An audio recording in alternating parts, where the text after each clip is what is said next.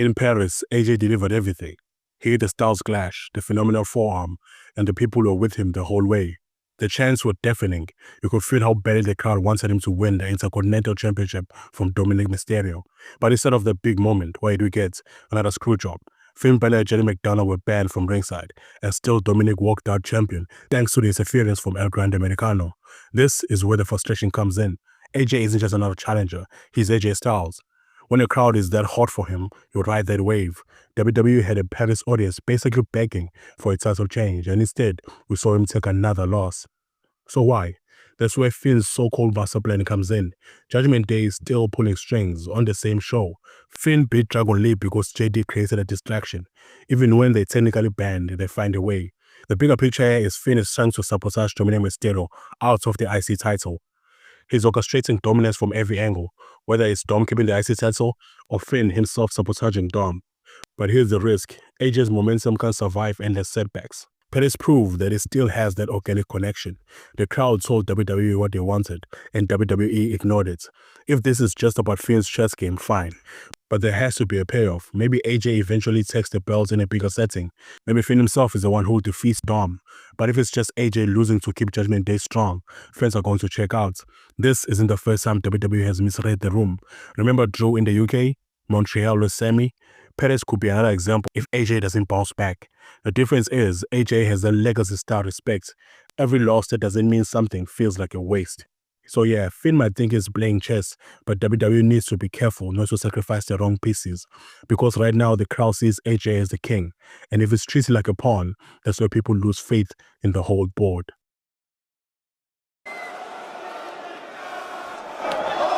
Now, Becky Lynch, there was a segment that told you exactly who runs the women's division. In Paris, she hijacked CM Punk's segment. She didn't just interrupt, she slapped him across the face, called him the poster child for apathy, and even mocked the crowd for chanting AJ Lee, dropping the brutal line, classic, always chanting for dope who doesn't work here. That's not just confidence, it's owning the entire segment. This is why WWE made Becky join the division, because she can go toe-to-toe with Punk on the mic, she can anchor a storyline with Seth Rollins, and she can turn a live crowd that's trying to hijack her into fuel for a character that's rare. Looking at the bigger picture, Becky has gone from being the underdog in 2014 to now being the absolute standard of women's division in 2025, and WWE needs her in that spot. The roster is stacked: Rhea Ripley, Io Sky, Roxanne Perez, Stephanie Vaquer, but none of them have that Becky combination of credibility and connection. When Becky is on top, everyone around her feels more important, and the timing couldn't be better. Rumors of AJ Lee returning are swirling. The division feels like it's on the cusp of something big, and Becky is the one steady hand that can cut it through all the noise. If AJ Lee really does come back, who better to greet her than Becky Lynch? If Punk keeps throwing his weight around, who better to stand her ground than Becky Lynch? Paris was proof.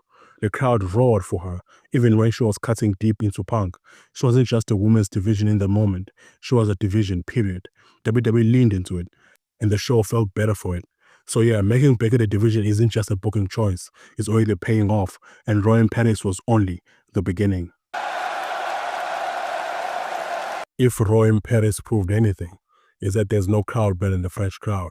From the opening bell to the very end, they were alive for everything.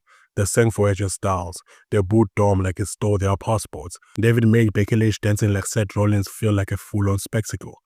The arena didn't just watch Raw, they carried Raw. It was in Chicago, it was in London, it wasn't even Philly. This was Paris, officially stamping its name as the best WWE wrestling city. Honestly, the French crowd is unmatched. Let's recap Raw. The damn metal plate! Headbutt! Man, AJ Styles' entrance tonight, they might have been one of the loudest pops I've ever heard in my life. Paris just erupted for him. Honestly, for a second I really thought they were going to pull the trigger and have AJ win the Intercontinental Championship. In my head, it was even fantasy booking. AJ wins, John Cena comes out, and boom, a Cena versus AJ feud in Paris, giving us a throwback to one of the greatest rivalries of all time. But instead, Dominic retained. And honestly, I don't even mind that. Dom has quietly become one of the most consistent heels on Raw. Still, you can't help but feel like it was a perfect setup for something bigger, and WWE decided to play it safe. The crowd reaction alone proved AJ is still money, and missing the Cena feud opportunity just stings. Trying to fight out Roxanne, but she's got to tap out. Okay, first off, let me say this clearly. Asuka is the greatest women's wrestler of all time. Period. Every time she's in the ring, she just makes wrestling feel different. The Kabuki Warriors winning tonight was awesome, and the Pettis crowd gave them their flowers. Now, the real interesting part is their connection to Io Sky. WWE is teasing the turn. Asuka betrays Io story. I feel like they're going to pull a twist on us. Maybe something more layered.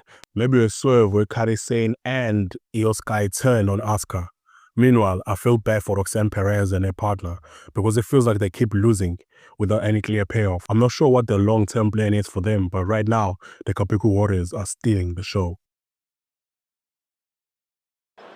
And you're gonna regret put your hands on me. I can't lie, Becky Lynch is killing it right now. I don't even know how to describe it. But her character just clicks. She feels fresh and predictable, and every promo she cuts adds a layer to the show. Pairing it with Punk and this whole Vision storyline, brilliant. The only thing I'm worried about is whether she's just here for a short-term piece for Punk and AJ feud, or if WWE actually commits to her being a more permanent member of the group. Because honestly, she's just a great addition. She elevates everything around her. I really hope they don't treat her as a temporary chess piece. Now Balor. Could RAW. Seeing Finn Balor get cheered tonight put a smile on my face. He's been doing some of the best work in his career the past few months, and it feels like the Pettis fans showed him the love he always deserved. Do I think he'll be world champion again? Probably not. But at this point, I'll take what I get. Matches like this where he showcased, respected, and celebrated are a reminder of just how important Finn has been to WWE over the last decade. Dragon Lee also looked great, but this one was all about Finn soaking in that energy. I think our security crew want any part of these two. Hell no! Another. I actually enjoyed the opening segment, even though I think Jey Uso really needs to polish his mic work. He's got that charisma, but sometimes I feel like he struggles to carry the solo main event energy without someone else bouncing off him. On the flip side, I like that LA Knight is being featured, even if it feels a little out of place in the storyline. The match itself was solid, and I love the chaos with Jimmy also running in to save Jey. Jimmy is also tied with Jericho Fatu and the MFCs over at SmackDown. So now I'm sitting here wondering how WWE is going to connect these dots without making it all so confusing. If they pull it off, it could be one of the most layered bloodline storylines we've ever seen.